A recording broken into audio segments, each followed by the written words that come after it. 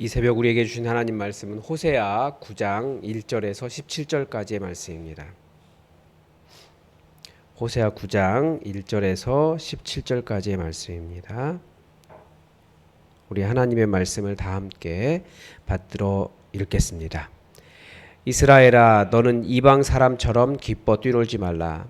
내가 음행하여 내 하나님을 떠나고 각 타작 마당에서 음행의 값을 좋아하였느니라.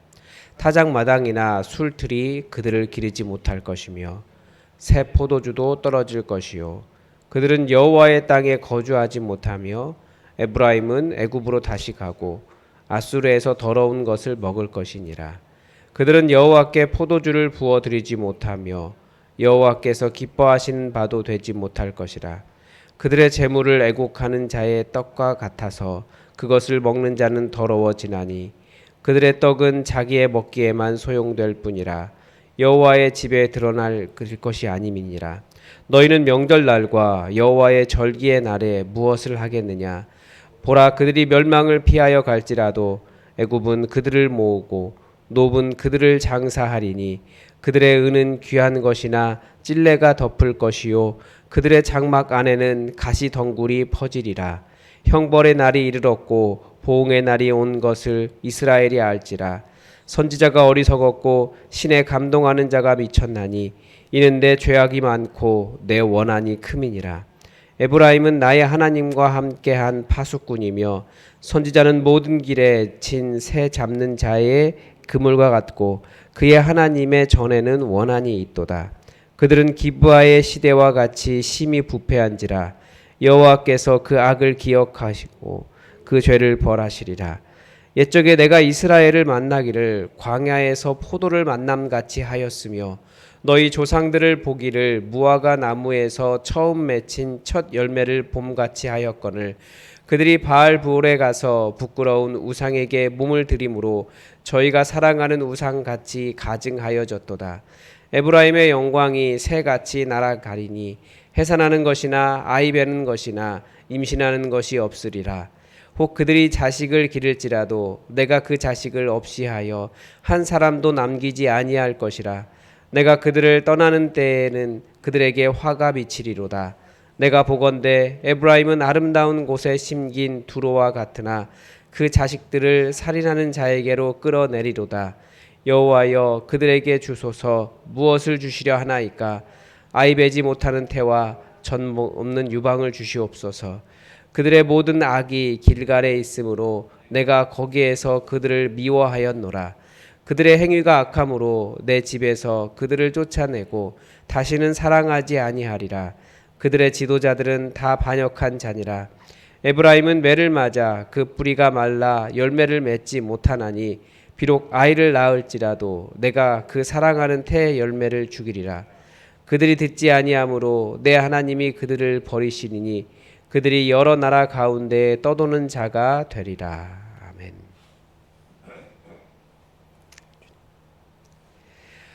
우리가 구약 성경을 이해할 때 그 구약 시대에, 그러니까 이스라엘의 그 시대의 이스라엘 자체의 종교적인 현상도 이해해야 합니다. 우리가 여러 가지 종교 현상들이 성경에 나와 있는데, 그래서 사람들은 구약 성경이 다신론적이다 이렇게 이야기하는데 그건 굉장히 틀린 이야기입니다. 그 시대의 문화를 담고 있기 때문에 그 시대의 문화는 다신교적이에요. 근데 성경이 그것을 지지하느냐? 그것은 아니라는 거죠. 그래서 구약 성경 안에서는 굉장히 다양한 신들의 이름을 발견할 수 있습니다. 실제로 이스라엘이 그렇게 다양한 신들을 섬겼다라는 것을 성경이 계속해서 비판하고 있죠. 그리고 그 중에서 우리에게 가장 잘 알려진 신은 바알입니다. 바알이라고 하는 단어는 우리 말로 하면 주님이라는 뜻입니다. 그래서 하나님을 향해서도 주님 할 때 바알이라고 써요. 그리고 남편을 바알이라고 불렀습니다. 그러니까 바알이라고 하는 단어는 굉장히 다양한 의미가 있는 거죠. 그렇지만 종교적으로도 바알 종교가 있었습니다. 그러니까 주님을 부르는 종교가 있었다. 그렇게 볼 수 있는 거죠. 또 이 바알 종교의 부인은 아내의 신은 아세라라고 알려져 있습니다. 그리고 이 종교는 농업을 기반으로 한 종교예요. 그래서 고대 종교에서 농업을 기반으로 하는 종교들의 특징이 있습니다. 꼭 부부신이 있어요. 그래서 가뭄이 일어나면 왜 가뭄이 일어나겠습니까? 이게 부부싸움 했다라는 거예요.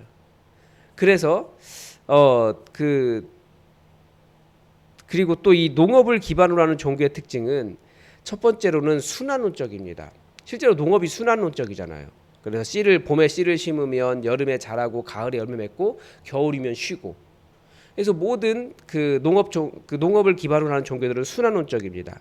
대표적으로 인도의 불교나 힌두교가 순환론적이잖아요. 그러니까 억겁의 윤회를 반복한다 이렇게 이야기합니다. 그 윤회를 벗어나는 게 해탈이라 그래요. 깨달음. 농경 문화는 이런 순환적인 세계관을 가지고 있는데 이게 이집트도 마찬가지고 농경 문화니까요. 이집트도 마찬가지고 불교도 마찬가지고 힌두교도 마찬가지고 다 순환론적입니다. 그런데 기독교는 아니죠. 하나님께 시작하셨고 결국은 끝이 있을 것이다라고 말씀하십니다. 달라요. 또 이런 농업을 중심으로 하는 종교는 성적으로 매우 음란하다는 것입니다. 왜냐하면 다산과 풍요가 연결되어 있기 때문에 그렇습니다. 더구나 이 바알 종교는 종교의 방법 자체가 음란합니다. 아까도 말씀드렸지만 그 가뭄이 왜 일어나느냐? 서로 부부싸움했다라는 거예요. 그러면 부부를 화해시키는 방법이 무엇이냐? 성적인 행위였습니다. 그래서 비를 내리게 하려면 농사 지을 때 비가 굉장히 중요하잖아요. 비를 내리게 하려면 성전에서 자기가 이렇게 제문을 드리고 성전의 여자 제사장들과 성관계를 하는 거예요. 이게 바알 종교예요. 그래서 영어로 하면 영어에서 창녀라고 하는 단어의 원래 뜻이 제사장이라는 뜻입니다. 제사장이 어떻게 창녀가 되겠습니까? 이런 음란한 농업을 기반으로 하는 음란한 그런 종교에서 나온 단어라는 거죠. 그러니까 마리아나 같은 어떤 환각제 피워놓고 이렇게 환상 보는 듯이 이렇게 취해가지고 성적인 행위하면 그게 그들의 제사의 행위였고 종교적인 방법이었습니다. 자, 그런데 하나님께서 그 모습을 보시면 뭐라고 하실까요? 자기들의 농경 문화에서 바알과 아세라라고 하는 어떤 신적인 의미를 끌어내는 것도 말이 되지 않고 더구나 종교적인 행위로 그런 성적인 음란한 행위를 계속하는 것에 대해서 하나님은 과연 어떻게 바라보시겠습니까? 그게 너무나 음란하고 말도 되지 않고 순결도 없고 이 혼인이라고 하는 것은 성적인 관계는 부부 안에 주신 너무나 소중한 것인데 그렇게 음란하게 사용하는 것을 보면서 하나님께서 어떤 마음이 드셨겠습니까? 그래서 하나님은 이스라엘 사람들을 그 가나안 땅을 정복하게 하시면서 완전히 없애버려라. 그들의 신상도 없애고 그들의 문화도 없애고 사람도 없애고 다 없애버려라 라고 말씀하신 것입니다. 하나님께서 정말 싫어하신 것이거든요. 그런데 이스라엘이 자기들이 광야에서 이제 광야 유목민에서 농경 문화로 들어갔기 때문에 그 농경에 적응한다라고 하는 것이 결국은 그 바알 종교, 농업의 신인 바알 종교를 받아들이는 것이라고 이해한 거예요. 그게 고대의 그 모든 것을 신화로 해석했던 세상 속에서는 너무나 자연스러운 현상이었다라는 거예요. 왜냐하면 이 시대를 해석하는 방법이 신화였기 때문에. 우리도 마찬가지잖아요. 이 시대를 해석하는 방법은 과학이고 또 돈 아닙니까? 당연히 받아들이는 거예요. 그렇게 해야 된다라고. 그런 논리였다라는 거죠. 그래서 그들은 그 가나안의 종교적인 방법을 따라했고 하나님을 떠나갔습니다. 사실 하나님을 떠나갔다라고 말하는 것도 어폐가 있어요. 왜냐하면 이 사람들은 하나님을 떠나간 게 아니고 혼합되어 버렸습니다. 여호와 하나님도 섬기고 바알도 섬기고 두 개를 다 한 거예요. 자기의 신은 우리 신은 여호와 하나님이다. 그렇지만 농사를 지으려면 바알 종교가 필요하다. 이거와 비슷해요. 예를 들면 이 시대는 무엇으로 살아갑니까? 이 시대는 돈으로 살 수 있다 이렇게 생각하잖아요. 그러면 우리는 돈이라는 우상을 섬기게 되는 것입니다. 그러면 어떻게 되겠습니까? 우리 하나님은 여호와 하나님이시다. 섬기지만 또 돈도 섬겨요. 돈 있어야 된다고. 좋은 대학 가야지 잘 사는 것이다 라고 생각하면 사람들이 자신의 자녀들을 자신이나 자신의 자녀들을 좋은 대학을 보내줄 때에야 여호와 하나님은 하나님으로 인정받는 거예요. 이 시대에도 그런 전제들을 가지고 있습니다. 성경은 바로 그것을 우상이라고 이야기하는 것입니다. 만약에 하나님께서 내가 원하는 대로 해주지 않으시면 그때 사람들은 뭐라고 말합니까? 저는 하나님께 실망했어요. 하나님은 존재하지 않아요. 그렇게 말하는 게 우상 숭배예요. 자기의 우상을 드러내는 겁니다. 오늘 본문 1절에서 이스라엘아 너는 이방 사람처럼 기뻐 뛰놀지 말라. 내가 음행하여 내 하나님을 떠나고 각 타작 마당에서 음행의 값을 좋아하였느니라. 이제 이 말씀이 이해가 되실 것입니다.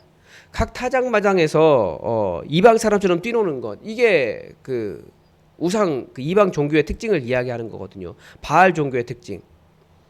수학이 일어났어요. 근데 그게 우리가 이렇게 음행이라고 표현되어 있는데 그들의 방법으로 하면 너무나 소중한 그 순결한 그 바알 종교의 방법을 따랐다 이렇게 이야기하겠죠. 그랬더니 바알이 우리에게 이렇게 수확을 주었다. 이렇게 생각했다라는 것입니다. 바알에게 영광을 돌린 거예요. 바알 종교를 열심히 따랐더니 비도 보내주고 곡식도 보내줬어. 열매 맺게 했어. 그것을 기뻐했다라는 거죠. 그런데 하나님께서 하시는 말씀이 있어요. 그런 사람들은 어떻게 됩니까? 하나님의 땅에 거주하지 못할 것이다 라고 말씀하십니다. 4절에서는 그들은 여호와께 포도주를 부어드리지 못하고 여호와께서 기뻐하시는 바도 되지 못할 것이다. 그러니까 그들도 여호와 하나님께 제사도 지내고 포도주도 드렸다라는 거죠. 그러니까 바알도 섬기고 자기 민족의 신인 여호와도 섬기는 혼합 종교를 보여줍니다. 하나님은 이런 혼합 종교의 문제를 지적하시기 위해서 지금 이 호세아를 사용하고 계십니다. 이스라엘은 호세아와도 결혼하고 그 결혼 관계에 있음에도 불구하고 다른 남자도 사랑한 정도가 아니라 도망가 버린 음란한 여성과 같다는 것입니다. 남편이 못해서가 아니에요. 그냥 자기에게 금목걸이 준다고, 자기에게 좋은 거 준다고 거기 따라 떠나가 버렸다는 거죠. 이것을 인애가 없다라고 이야기하는 것입니다. 신실함이 없다. 호세아가 그것을 보여주고 있는 것입니다. 그래서 음란한 여인과 결혼해라. 그렇게 말한 것 아닙니까? 그리고 그렇게 도망간 여인을 다시 데려와라. 라고 말씀하신 것 아닙니까? 그러니까 혼합 종교는 하나님 기준에서는 그게 하나님을 섬긴 것이 아닙니다. 예수님은 이 혼합 종교의 문제를 조금 더 구체적으로 다루셨습니다. 왜냐하면 다른 신이라고 하는 것이 존재하지 않기 때문에, 실제로 다른 신은 존재하는 것이 아닙니다. 그렇기 때문에 예수님 이렇게 말씀하셨어요. 우리가 하나님과 돈을 겸하여 섬길 수 없느니라. 모든 인간의 마음에 하나님을 대적하는 우상은 돈이라는 거죠. 그 시대건 이 시대건 돈이 우상의 본질입니다. 그런 면에서 우리 시대의 혼합 종교는 모양만 다르지 사실 본질은 동일합니다. 특히 이 자본주의 사회는 더욱더 그렇습니다. 그런데 하나님에 대한 무시가 어디에서 나타납니까? 선지자들을 향해 나타나요. 제가 이제 이렇게 설교하면 우리 교회는 그런 분이 없지만 그런 분들도 있거든요. 그래? 목사 너는 얼마나 돈 없이 사는지 보자. 그러면서 막 사례비 안 주고 뭐 깎고 뭐 그런 사람 충분히 나타날 수 있습니다. 그런 사람이 있거든요. 하나님에 대한 무시가 어떻게 나타나느냐. 7절에 보면 선지자가 어리석었고 신에 감동하는 자는 미쳤다라는 말이 나옵니다. 이게 선지자를 비판하는 말처럼도 읽을 수 있지만 사실은 사람들이 선지자와 성령에 감동한 자들을 이렇게 이야기하는 거예요. 이스라엘 사람들이 선지자와 예언자들을 이런 식으로 비아냥거렸습니다. 아니 농사 지으려면 바알이 필요하지. 분명히 바알이 이렇게 엄청난 수확을 우리에게 줬는데 무슨 여호와 하나님이냐. 미친 거 아니야. 정말 너무나 무식한 말이야. 어떻게 그 전쟁의 신인 여호와가 농사를 지을 때도 도움이 돼. 저 멍청해서 그래. 그런 말 한다라는 거예요. 그들에게 형벌의 날과 보응의 날이 이르렀다라고 하는 선지자의 말도 어리석다, 미쳤다라고 말하는 것입니다. 그래서 호세아, 아모스, 이사야, 예레미야 다 그런 비아냥을 들었습니다. 하나님의 말씀은 결국 대언자인 사람을 통해서 선포되는데, 그 사람의 입에서 선포되는 하나님의 말씀이 들리지 않기 시작할 때, 설교자에 대한 비아냥과 비하가 난무할 때, 무시가 난무할 때, 이렇게 저 사람 어리석고 미쳤어라는 그런 말들이 난무할 때 하나님의 심판이 임박해 있다라는 것을 또 기억할 필요가 있습니다. 이 호세아서 참 묘하죠.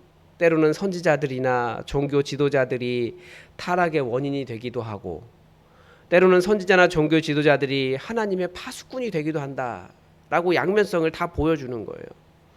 우리가 사는 세상은 그렇게 하나님의 은혜와 심판이 공존해 있는 곳입니다. 그래서 그 하나님의 메시지가 들리냐 들리지 않느냐에 따라서 그 사람에게 심판이 예비되어 있다 그렇지 않느냐도 우리가 알 수 있습니다.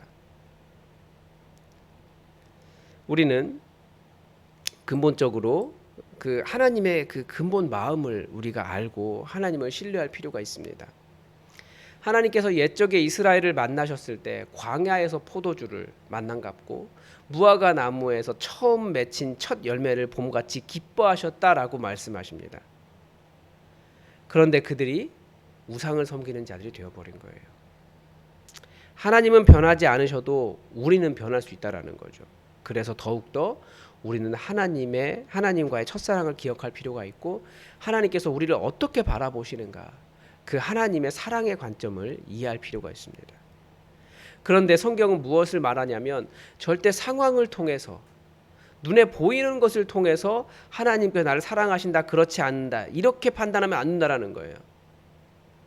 예를 들면 내 병이 치료되고 내 자녀가 원하는 직장에 가고 어떤 위치에 승진하고 내 사업이 성공하고, 이런 것으로 하나님이 나를 사랑하신다, 사랑하시지 않는다를 판단하지 말라는 거예요. 바로 그런 것들을 가지고 하나님의 사랑을 판단하면 사실은 바로 그런 것들이 나의 우상이라는 거죠. 우리도 여호와 하나님과 우상을 경화하여 섬기는 혼합 종교에 빠져 있는 것입니다. 우리는 어떻게 하나님의 사랑을 알 수 있습니까? 우리를 너무나 사랑하셔서 하나밖에 없는 아들을 십자가에 내어주신 그 은혜에 감격하는 법을 배우지 못하면 우리도 계속해서 하나님의 사랑을 믿지 못하는 혼합 종교에 빠지는 것입니다. 예를 들면 우리를 너무나 불안하게 하는 문제가 있어요. 그러면 그때 그 문제를 앞에 두고 기도할 때 어떻게 불안하지 않을 수 있겠습니까? 나를 위해서 하나밖에 없는 아들을 내어주신 하나님의 사랑이 있는데, 그 사랑이 너무나 큰데 나를 불안하게 하는 그 문제가 그 사랑 앞에서 아무것도 아니라는 것을 온전히 깨달을 때 우리는 흔들리지 않고 그 예수 그리스도의 십자가 속에서 하나님의 사랑과 깊이와 넓이와 풍요의 그 풍요와 진실함을 온전히 누릴 수 있게 되는 것입니다.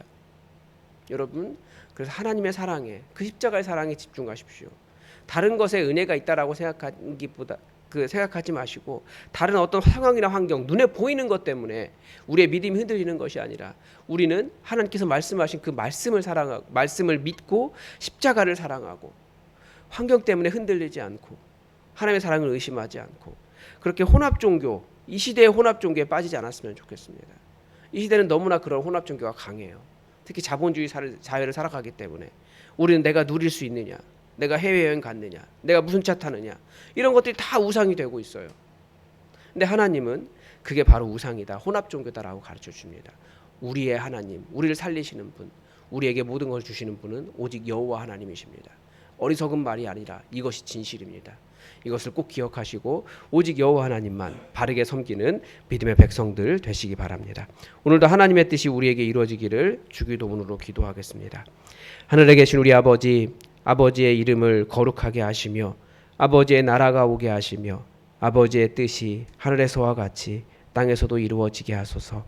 오늘 우리에게 일용할 양식을 주시고 우리가 우리에게 잘못한 사람을 용서하여 준 것 같이 우리 죄를 용서하여 주시고 우리를 시험에 빠지지 않게 하시고 악에서 구하소서.